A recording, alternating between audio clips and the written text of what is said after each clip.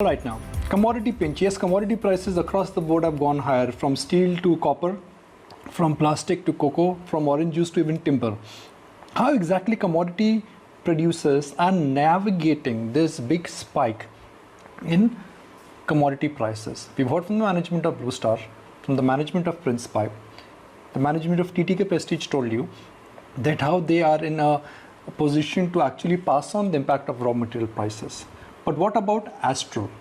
Are they in a position to pass on the big spike which has happened in raw material, or in the short term, this big spike could add volatility to their margins? The CFO joins us now, Mr. Hiranand Savlani. Mr. Savlani, good morning. Thank you for joining us. I'm going to start with a very simple question. How are you navigating this big spike which has happened in raw material prices? I think Astral is the company which is passing on the price to the market first in the industry. So I don't think passing on the price is the challenge to us. And the biggest advantage to Astral is that we are mostly dependent on the local supply. We are not dependent on too much on import. The biggest problem is faced by the companies who are dependent on the imported PVC, while we are completely sourcing from Reliance, Chemplast and all this company. So I don't think that kind of challenge is there to Astral. And pricing compared to import, local prices are even still cheaper. So I don't think any problem as a company we are facing in the market.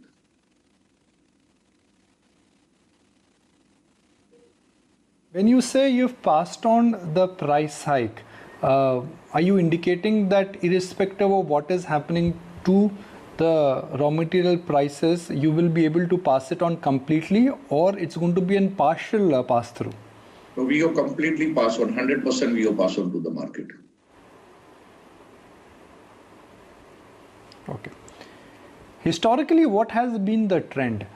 How much acceptability do you get from the end consumer when you have increased prices largely because of raw material prices? Is there a point beyond which demand tends to taper down, or consumers are able to accept it and then digest it?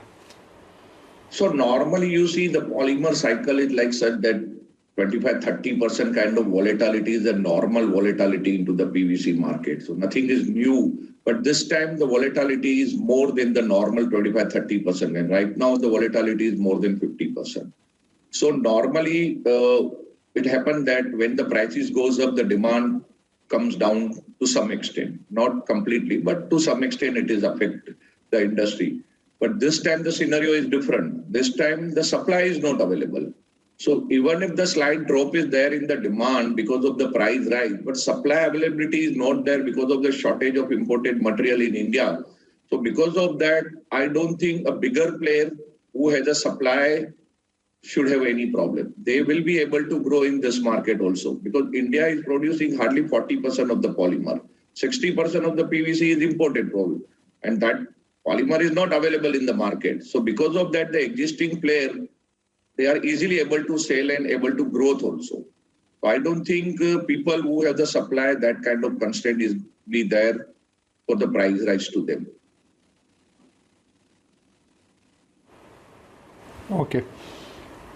When you speak to your customers and when you talk about the future demand outlook, especially the top customers which, let's say, are in the area of agriculture and irrigation, what are the indications you're getting from them in terms of where visibility is for 2021 first half?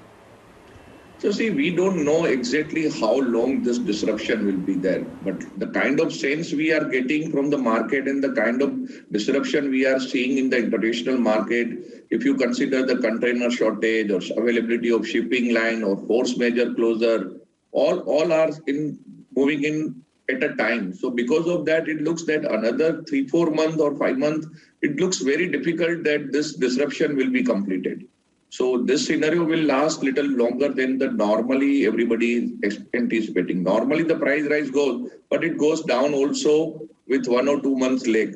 But here the situation is different. Right now, supply is disrupted to the extent that it looks that another 3 to 4 months, very difficult to be regularized. As far as the customers are concerned, I think no customer like the price rise. So every customer normally complain that the prices are very high compared to what we were buying 3 months before or 4 months before. But the question is that there is no choice available with the customer. So they have no choice but to buy that, though it is a costly. But if you consider the piping as a category to the building material side, I don't think it's too much. The cost of the piping to the building is hardly 1.5 to 2%. So on that 1.5 to 2%, even if the 20-30% kind of rise is there, it's not going to affect too much to the cost of the building. So ultimately they will buy. There is no reason that they will not buy. Otherwise that project will be delayed.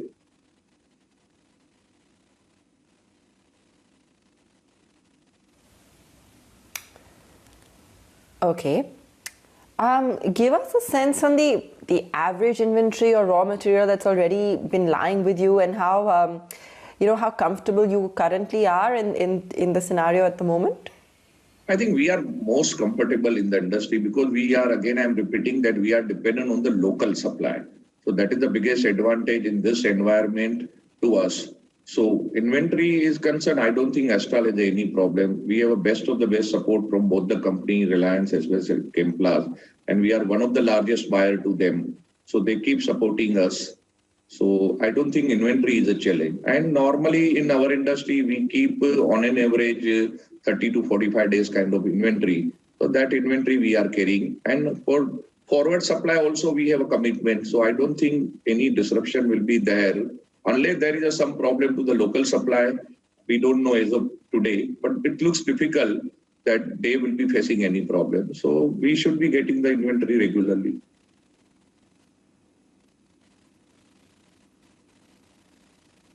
This new water tank project that you have, what's the kind of ROC that you're expecting from this project? I think normally these kind of products generate 15 to 20% kind of ROC, and that is what we are expecting from that project.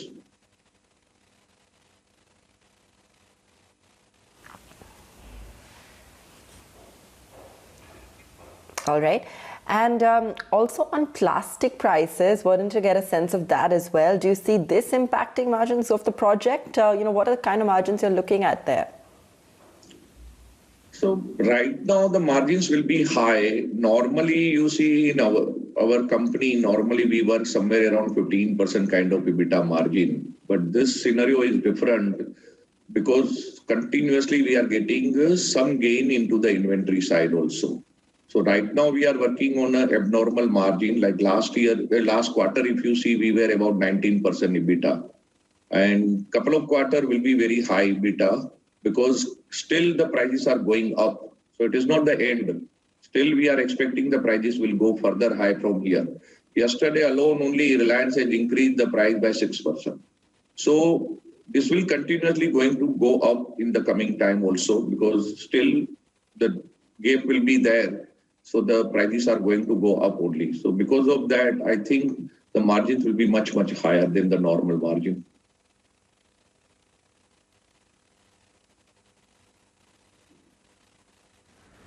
Okay. Mr. Savlani, great to have you on the show. Thanks as always for joining in.